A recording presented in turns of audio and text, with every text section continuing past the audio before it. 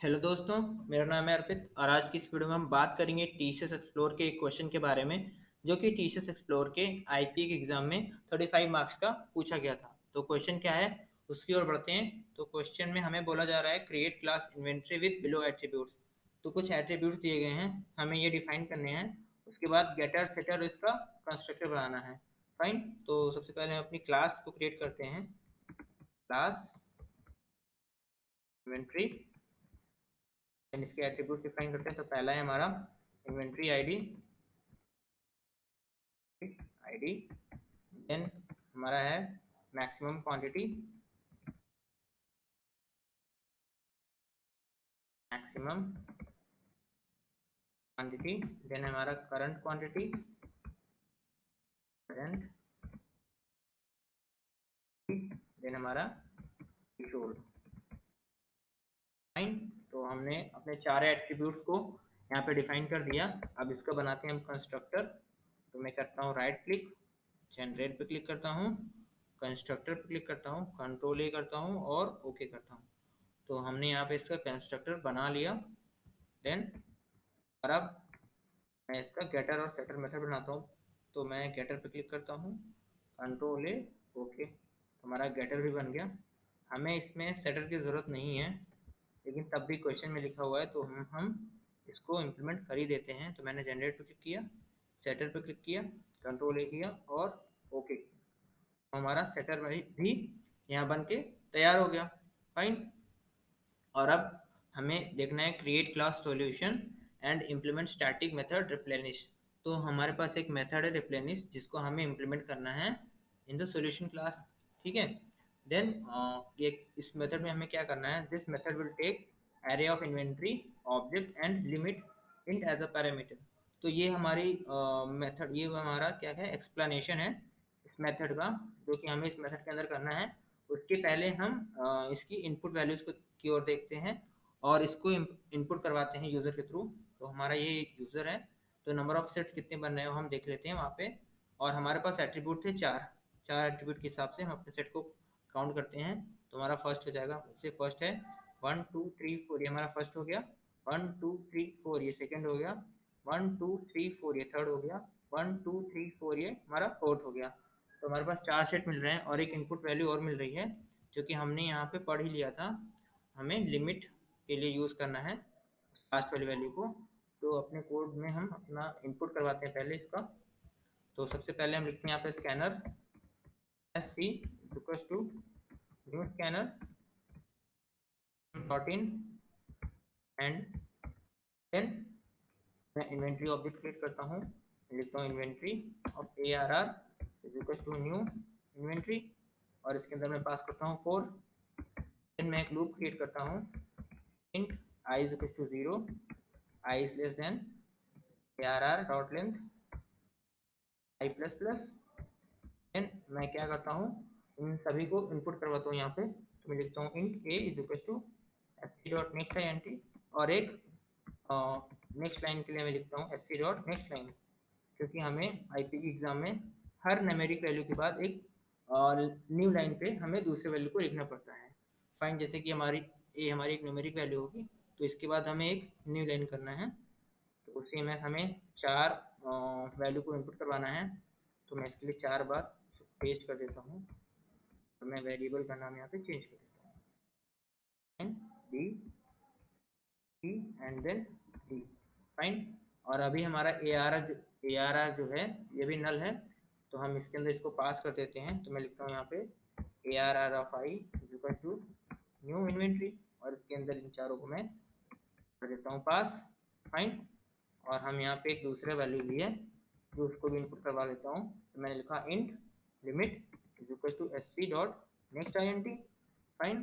तो हमने सारी वैल्यूज को इनपुट करवा ली और अब हमें मेन क्लास के अंदर रिप्लेनिश मेथड को करना है इम्प्लीमेंट। फाइन। तो यहाँ पे बोला जा रहा है this method will take array of inventory object and a limit int as a parameter. तो इस हमारे मेथड के अंदर हमें दो पैरामीटर पास करने हैं, जो कि पहला होगा हमारा inventory object, array of inventory object, और होगा दूसरा हमारा limit int as a parameter. Fine. इन दोनों को हमें पास करना है और रिटर्न क्या कर रहा है, and will return another array of inventory object. तो हमें यहाँ पे एक वर्ड मिल रहा है अनदर एरे, राइट। तो हमें एक दूसरा एरे बनाना है इन्वेंटरी ऑब्जेक्ट के साथ, तो कि क्या करेगा, where the limit int is lesser than और equal to the original array of inventory objects threshold attribute. Fine. तो इसमें बोला जा रहा है कि जो थ्रेशोल्ड एट्रीब्यूट हमने बनाया हुआ है उसके इक्वल हो या उससे छोटा हो। फाइन। तब हमें ये रिटर्न करना है। फाइन। तो अब हम रिप्लेनिश मेथड जो है इसको इम्प्लीमेंट करते हैं यहाँ पे। तो मैं लिखता हूँ यहाँ पे रिप्लेनिश। फाइन। और इसके अंदर हमें दो चीज़ को पास कराना था, पहला था हमारा ARR और दूसरा हमारा था सॉरी इन्वेंट्री ऑफ ARR। मैंने इन्वेंट्री का ARR पास कर दिया और लिमिट मैंने यहाँ पे पास कर दी। फाइन। तो ये हमारा किस टाइप का मेथड था, स्टैटिक मेथड था। मैं लिखता हूँ यहाँ पे पब्लिक स्टैटिक और मैं इसको नाम दे देता हूँ। लेट मैंने इसको नाम दे दिया इन्वेंट्री के साथ है, तो मैं इसको इन्वेंट्री ही दूंगा। फाइन। तो हमारा इतना काम हो गया। और अब हमें यहाँ पे हमने देखा था कि हमें एक नया एरे बनाना है इन्वेंट्री ऑब्जेक्ट के साथ लेके। तो मैं लिखता हूँ इन्वेंट्री,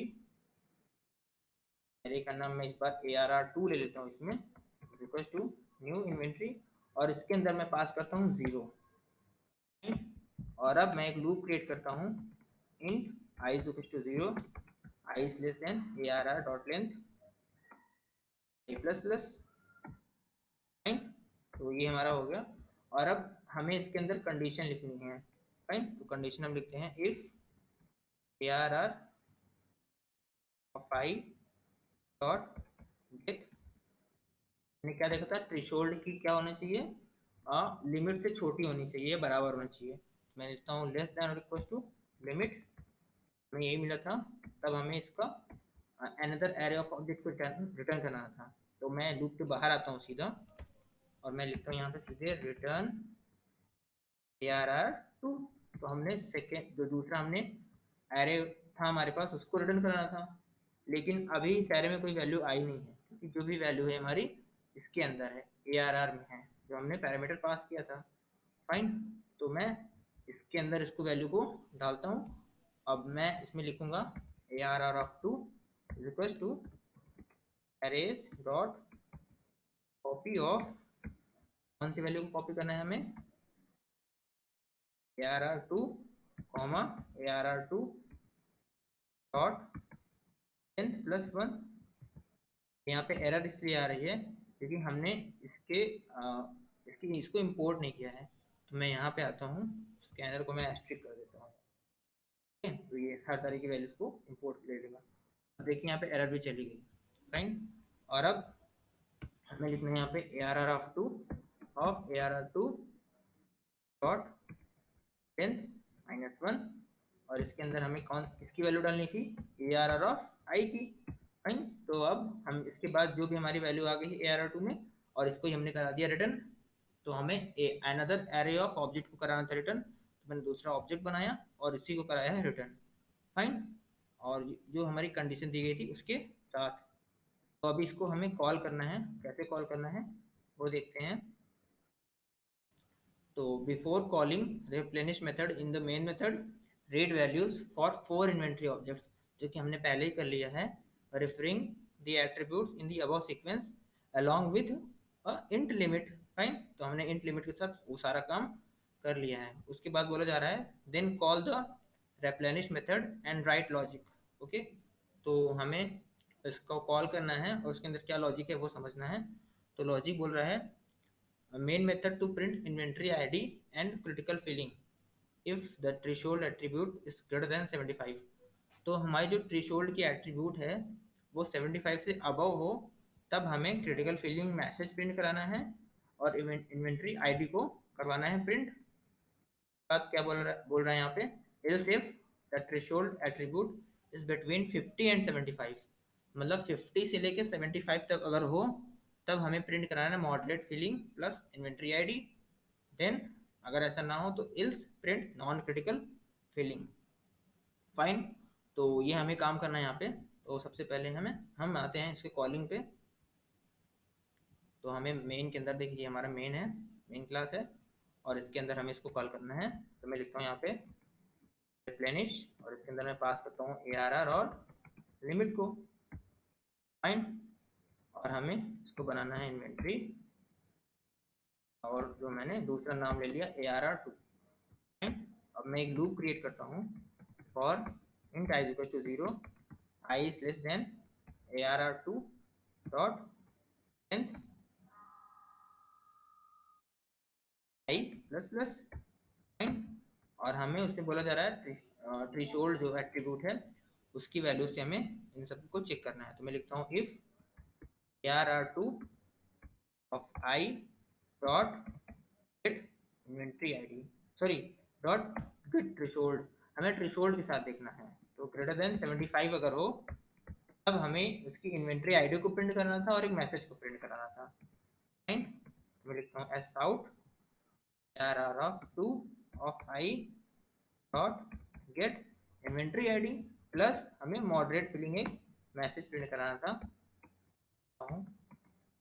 मॉडरेट, फाइन। तो हमारी ये पहली कंडीशन सेटिस्फाई हो गई। उसके बाद बोला था एल्स इफ अगर ARR2 of i dot get threshold is greater than equal to 50 हो and ARR2 of i dot get threshold is less than equal to 75 तक हो, उस केस में हमें क्या मैसेज प्रिंट करना था वो देखते हैं। मैसेज मुझे याद नहीं आ रहा, ARR2 of i dot get threshold plus जो मैसेज प्रिंट करना है वो देखते हैं हम यहाँ पे। तो मॉडरेट पहले में हमें क्रिटिकल फिलिंग को कराना था प्रिंट, एंड सेकंड वाले में हमें मॉडरेट फिलिंग प्रिंट कराना था, एंड थर्ड वाले में नॉन क्रिटिकल फिलिंग, फाइन। तो मैंने इसको थोड़ा ऊपर कर दिया, सेकंड यहाँ पे, फाइन फाइन। तो हमें यहाँ पे क्रिटिकल फिलिंग प्रिंट कराना है, मैंने लिख दिया क्रिटिकल फिलिंग। यहाँ पे आएगा हमारा मॉडरेट फिलिंग, उसके बाद हमारा थर्ड मैसेज था non critical filling, fine. Else अगर ऐसा भी ना हो तब हमें प्रिंट करो थ्रेशोल्ड आईडी के साथ ARR2 of i dot get threshold, ठीक है। तो हमारा ये काम हो गया, सॉरी यहाँ पे थ्रेशोल्ड नहीं, इन्वेंट्री आईडी हमें प्रिंट करना था, inventory ID, get inventory ID, fine. तो ये हो गया, प्लस इसको मैं कंकैटिनेट करता हूँ, मैं यहाँ पे लिखता हूँ नॉन क्रिटिकल फिलिंग, फाइन। तो ये वाला हमारा अभी काम हो गया, फाइन। और अब देखते हैं इसमें क्या बचा हुआ है। अभी देखिए इसमें कुछ बचा नहीं हुआ, यहाँ हाइफन है, हाइफन हम लगा दे सकते हैं, मैं इसको लगा दूंगा वहाँ हाइफन। उसके बाद हमें ये इनपुट्स को कॉपी करना है, मैं इसको कर लेता हूँ यहाँ पे कॉपी, बस इसको रन कराना बचा हुआ है। अब मैं इस मैसेज को वहाँ पे डाल देता हूँ जो हाइफन था हमारा इसके बीच, ये हो गया। अब इसको मैं कराता हूँ, और मैंने जो इनपुट्स को कॉपी किया है वहाँ पे उसको मैं सीधा पेस्ट करूँगा, जिससे कि हमें टाइम ज़्यादा ना खर्च हो हमें। तो ये हमारा कंपाइल सक्सेसफुली हो गया है और एरर नहीं है। अब इसको रन करा के देखते हैं, कोई एरर तो है नहीं यहाँ पे, रन कराया और ये हमारा आउटपुट आ रहा है जो कि हम अपने आउटपुट से मैच करा सकते हैं। ये देखिए, तो हमारा आउटपुट आ रहा है 2 non critical filling, 3 non critical filling और 4 नॉन क्रिटिकल फिलिंग। तो ये हमारा आउटपुट है जो कि बिल्कुल सही है। सो आई होप ये वीडियो आपके लिए हेल्पफुल रहा होगा। सो अगर वीडियो आपके लिए हेल्पफुल रहा हो तो इस वीडियो को लाइक करें और हमारे चैनल को सब्सक्राइब करना ना भूलें। Thank you.